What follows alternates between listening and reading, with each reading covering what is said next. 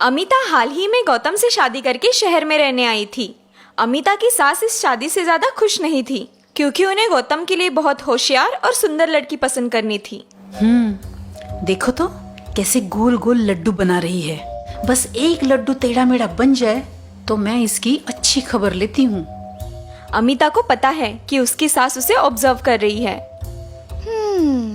मुझे पता है माँ जी आप क्या सोच रही है। क्या हुआ माँ जी, क्या आपको लड्डू टेस्ट करना है? सास अकड़कर मना करती है। ना बाबा ना, मेरे लिए शक्कर जहर समान है। शुगर की बीमारी है मुझे, तुम्हें पता है ना। दरअसल लड्डू की खुशबू से सास का मन ललचाया था, लेकिन उसे अमिता की तारीफ करना बिल्कुल पसंद नहीं था। मुझे जलाने के लिए ये बहू ने जानबूझ के बेसन के लड्डू बनाए हैं। आने दो गौतम को, फिर इसे अच्छा सबक सिखाती हूँ। तभी गौतम ऑफिस से लौटता है। सासू माँ उसे देखते ही छूट मूट कर रोने का नाटक करती है। देखा गौतम, तुम्हारी बीवी मुझे मारने पे तुली है।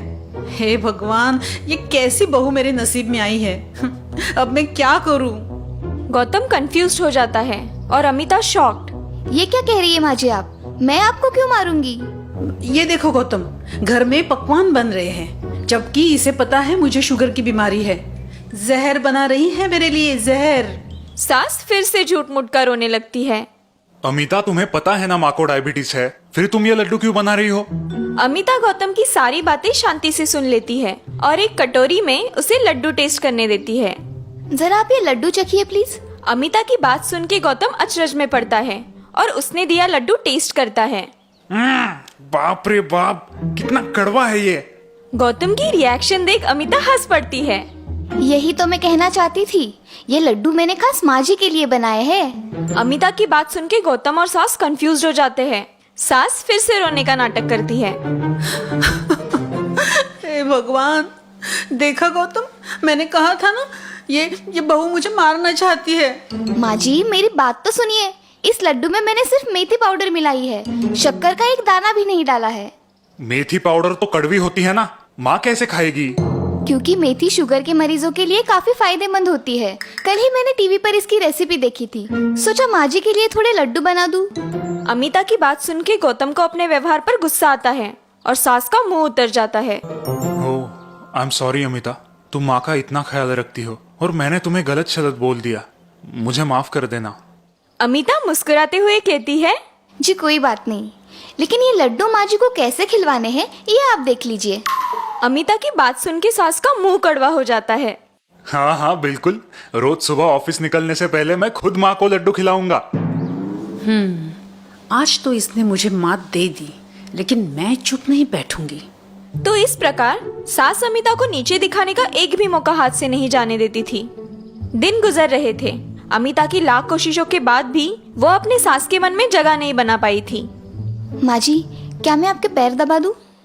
कोई जरूरत नहीं है, अपना काम करो। अमिता सास की बात का बिल्कुल बुरा नहीं मानती और मुस्कुराते हुए रसोई में चली जाती है। अमिता के घर में एक स्टोर रूम है। इस रूम का दरवाजा हमेशा बंद रहता है, वहाँ किसी को भी आने जाने की अनुमति नहीं है। अमिता की सास अब अमिता को घर से खदेड़ने का आइडिया सोचने लगती है। तभी उसके दिमाग में एक कल्पना आती है। वो अपना मोबाइल उठाती है और एक कॉल लगाती है। इससे पहले कि ये बहू रानी जी गौतम के दिल में जगह बना ले, मुझे कुछ तो करना होगा। हाँ हेलो छुटकी। अरे हाँ हाँ हाँ, सब ठीक है यहाँ। तुम जल्दी यहाँ आ जाना, बहुत जरूरी काम है। कुछ दिन बाद सास की छोटी बहन उनके यहाँ रहने के लिए आती है। अमिता बड़े प्यार और आदर से उनका स्वागत करती है। प्रणाम मासी जी। खुश रहो बहू। बहू, आज गाजर का हलवा और पूरी बनाना, छुटकी को बेहद पसंद है। जी माँ जी। अमिता रसोई में चली जाती है। वाह दीदी, तुम्हारी बहू तो बड़ी नेक दिल और संस्कारी है। कहाँ की नेक दिल, मुझे तो उसे इस घर से और मेरे गौतम की जिंदगी से बाहर खदेड़ना है, इसीलिए तो तुम्हें यहाँ बुलवाया है। क्या? सास अपनी छोटी बहन के कान में कुछ खुसर फुसर करती है। अमिता डाइनिंग टेबल पर बैठ के पालक की सब्जी साफ कर रही है और तभी मासी वहाँ आती है। बहू, आज क्या बना रही हो? जी आपका पसंदीदा पालक पनीर। पालक पनीर का नाम सुनते ही मासी खुश हो जाती है। बहू, क्या मैं तुम्हें एक सलाह दूं? हाँ मासी, बिल्कुल। तुम जल्द से जल्द इस घर से निकल जाओ, इसी में तुम्हारी भलाई है। मासी की अजीब बात सुन के अमिता चकित हो जाती है। आप ऐसा क्यों कह रही है मासी? मासी इधर उधर देखती है और धीरे आवाज में अमिता से कहती है, क्योंकि उस बंद कमरे में तुम्हारी सास की सास का आत्मा है। अमिता को मासी की बात सुन के झटका लगता है। आत्मा?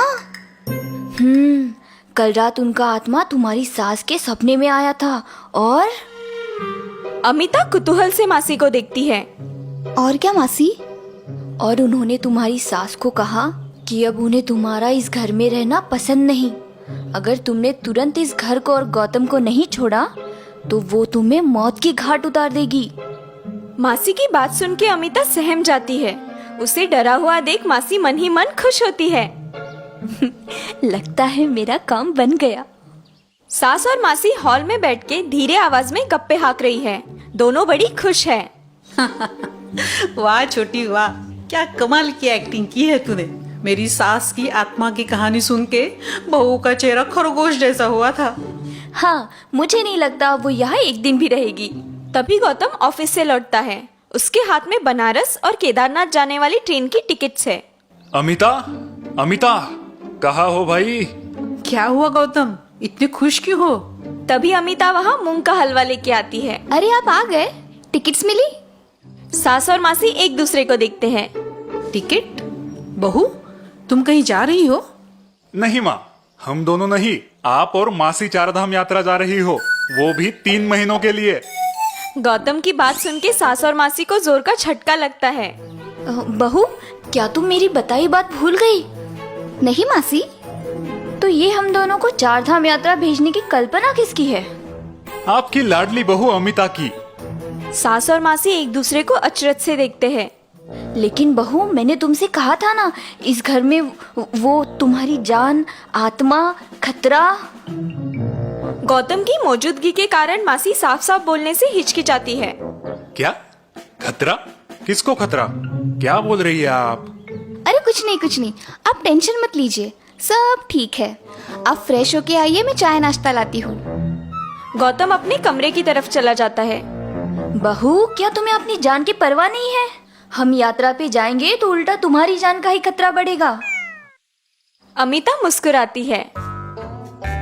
नहीं मासी, आप मेरी चिंता मत कीजिए, मैं अभी अभी परदादी सासू माँ को मिल के आई हूँ। अमिता की बात सुन के सास और मासी को पसीने छूटते हैं। क्या? 2 दिन पहले वो मेरे भी सपने में आई थी और मूंग के हलवे की मांग की थी। क्या 2 दिन पहले? जी माँ जी। सास और मासी एक दूसरे को आशंका से देखते हैं। जी माँ जी, और आज शाम जब मैं उन्हें हलवा देने गई थी तो उन्होंने आप दोनों को चारधाम यात्रा भेजने की इच्छा जाहिर की। लेकिन फिर तुम्हारी सास को उन्होंने तुम्हें मौत के घाट उतारने की बात क्यों बताई? वो शायद मैंने मूंग का हलवा देने में उन्हें देर कर दी ना, इसीलिए कहा होगा। लेकिन आज हलवा देख के बड़े खुश हो गई। सास और मासी समझ जाते हैं कि उनकी तरकीब उन्हीं पे पलटी है। रात को सास और मासी यात्रा की तैयारी में जुट जाते हैं। दीदी, तुम्हारी बहू बहुत चालाक है। तुम खामखा उसे अनपढ़ गंवार समझती हो। चेहरे की सुंदरता से दिमाग की अहमियत ज्यादा है, ये बात अब तुम स्वीकार कर ही लो। मासी की बात सुन के सास का चेहरा देखने लायक होता है।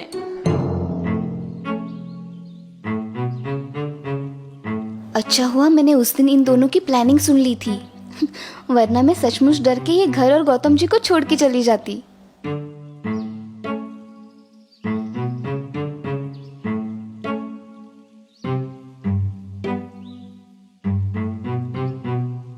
माँ जी, आपकी दवाइयाँ।